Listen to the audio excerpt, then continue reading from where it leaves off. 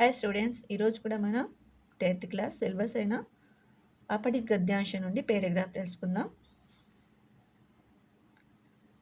1915 में गांधी जी ने भारत आकर यहाँ की राजनीति में प्रवेश किया. 1950లో గాంధీ గారు భారతదేశానికి వచ్చి ఇక్కడ రాజనీతిలో ప్రవేశించారు. जिस अहिंसा और सत्याग्रह से उन्हें अफ्रीका में सफलता प्राप्त हुई थी, उसी का प्रयोग भारत को स्वाधीन कराने के लिए उन्होंने शुरू किया. 1950లో గాంధీజీ భారతదేశానికి తిరిగి వచ్చి రాజనీతిలో ప్రవేశించారు. ఆ తర్వాత అహింస మరియు సత్యాగ్రహం అనే దానిని సౌత్ ఆఫ్రికాలో ఏ విధంగా అయితే సక్సెస్ అయ్యారో అదే విధానాన్ని ఇక్కడ ఉపయోగించాలని తను అనుకున్నారు. అది తను స్టార్ట్ చేశారు. పహలా సత్యాగ్రह आंदोलन 1920 में शुरू हुआ. सत्याग्रह फर्स्ट सत्याग्रह आंदोलन ఎప్పుడు మొదలైంది? 1920లో. किंतु उस समय तक लोग गांधी जी के सिद्धांतों को पूरी तरह समझ नहीं पाए थे. 1920 వరకు కూడా లోగ్ అంటే ప్రజలు గాంధీ గారి యొక్క సిద్ధాంతాలను పూరీ తరహా కంప్లీట్గా ఇంకా అర్థం చేసుకోలేదు అప్పటి వరకు. चौरी चौरा नामक ग्राम में सत्याग्रह के सिलसिले में हिंसात्मक उपद्रव हो गया. చౌరీ చౌరా అనే పేరు గల గ్రామంలో సత్యాగ్రహం జరిగించినప్పుడు అక్కడ ఒక హింసాకాండ అనేది జరిగిందంట. గాంధీజీ జో సచ్చే హృదయ సే అహింసాకే సమర్థక్ తే. గాంధీ గారు సచ్చే హృదయం అంటే నిజమైన హృదయంతో అహింసకు సమర్థించేవారు. సత్యాగ్రహకు తబ్ తక్ కే లియే స్థగిత్ కర్ దియా అంటే దాన్ని ఆపేశారు. సత్యాగ్రహకు తబ్ తక్ స్థగిత్ కర్ దియా జబ్ తక్ कि लोग అహింసా का పాలన करना భలీ భాంతి సీక్ జాయి. అప్పటి వరకు తను ఆపేశారు. ఎందుకు అంటే ప్రజలు ఎప్పటి వరకు అయితే అహింస అనే రూల్స్ని పాటించారో అంతవరకు తను ఆపేశారు. అంటే ప్రజలందరికీ తను ఏంటో తెలియజేయాలి కదా. తను అంటే హింస వలన ఏది మనము సాధించలేదు, ఏదైనా అహింస ద్వారా కూడా మనము మన స్వతంత్రాన్ని పొందగలమనే విషయాన్ని ప్రజలకు తెలియజేయడానికి ఈ విధంగా చేశారు. 10 साल तक गांधी जी देश में प्रचार करके सत्याग्रह के लिए ఉపయుక్త వాతావరణం తయారు కడితే రహే.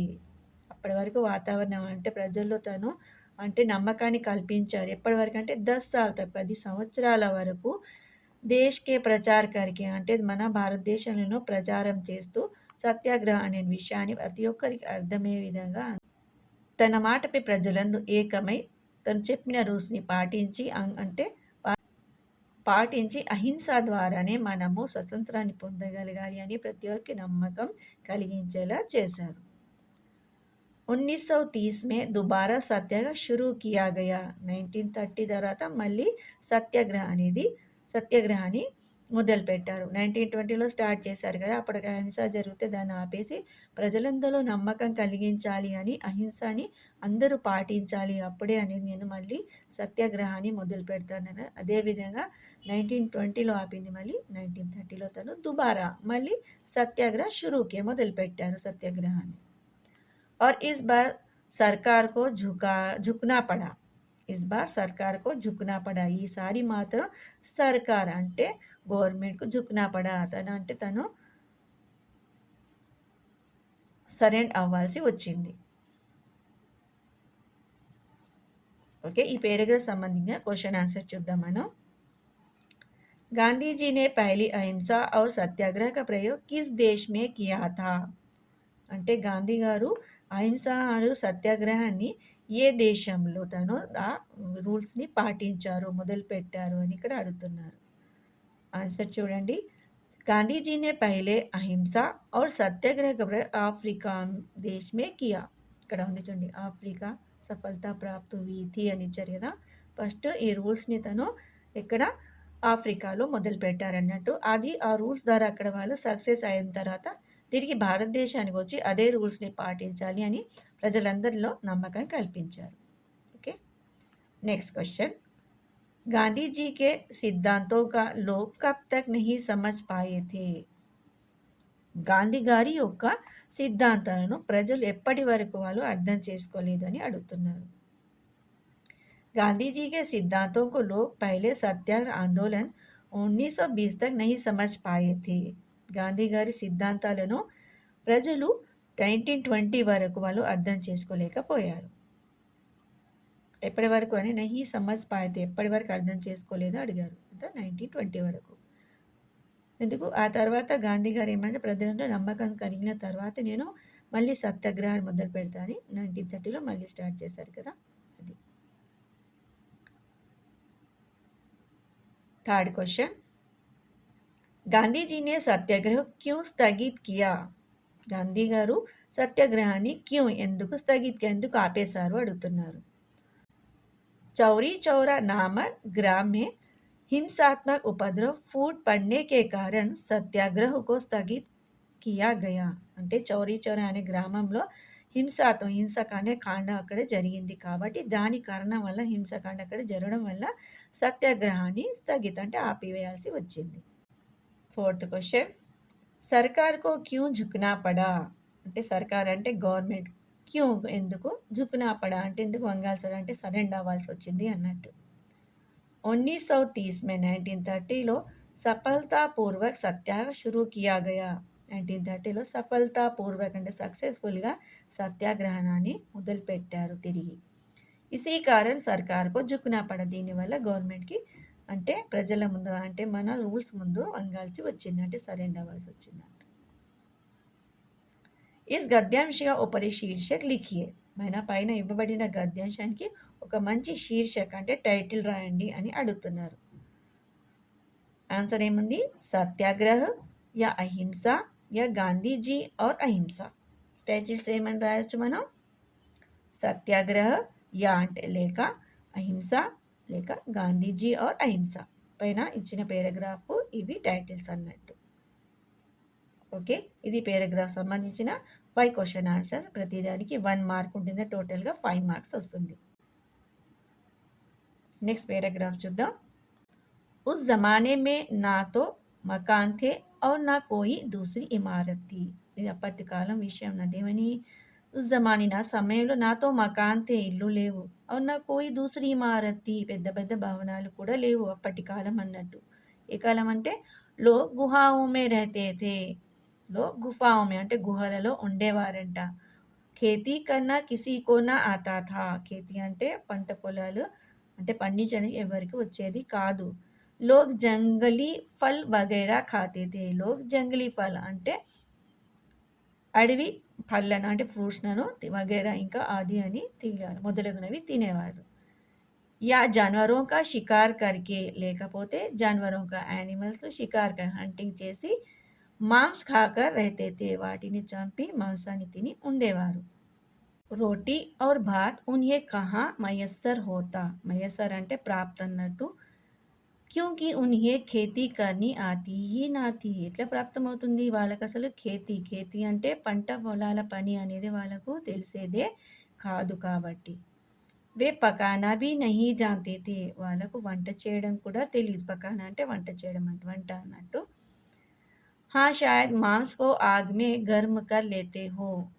బహుశా వీళ్ళు ఆ పచ్చి మాంసాన్ని ఆగ్ అంటే మంటలపై, అగ్ని మంటలపై, గర్మ్ అంటే కొంచెం వేడి చేసుకుని తినేవారేమో అని ఇక్కడ అంటున్నారు. ఉన్కే పాస్ పకానే కే బర్తన్ జైసే కడాయి ఔర్ పతీలే భీ నా థే. వారి దగ్గర వంట చేయడానికి బర్తన్ అంటే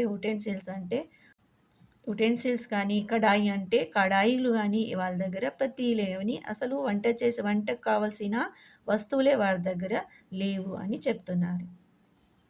ఏక్ బాత్ బడి అజీబ్ హై. ఒక మాట మాత్రం చాలా అజీబ్ అంటే విచిత్రం అన్నట్టు.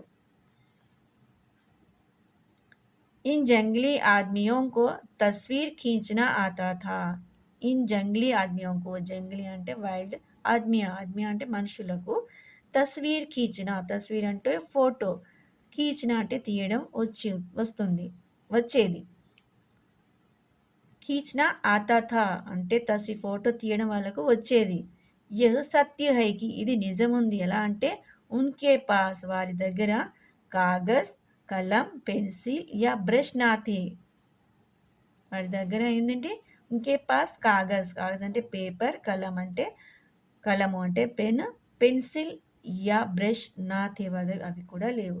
उनके पास सिर्फ पत्थर की सुइयां और नोकदार औजार थे అవన్నీ లేవు అయినా వారు తస్వీర్ ఖీస్తా ఆతాతా అంటే వారు ఫోటో తీసేవాళ్ళు ఏ విధంగా అంటే వాళ్ళ దగ్గర పేపర్స్ కానీ పెన్ పెన్సిల్ లాంటి ఏం లేవు అయినా వాళ్ళు ఎలా తీసారంట సిర్ఫ్ పత్తర్కి సుయ్యా और नोकदार औजार से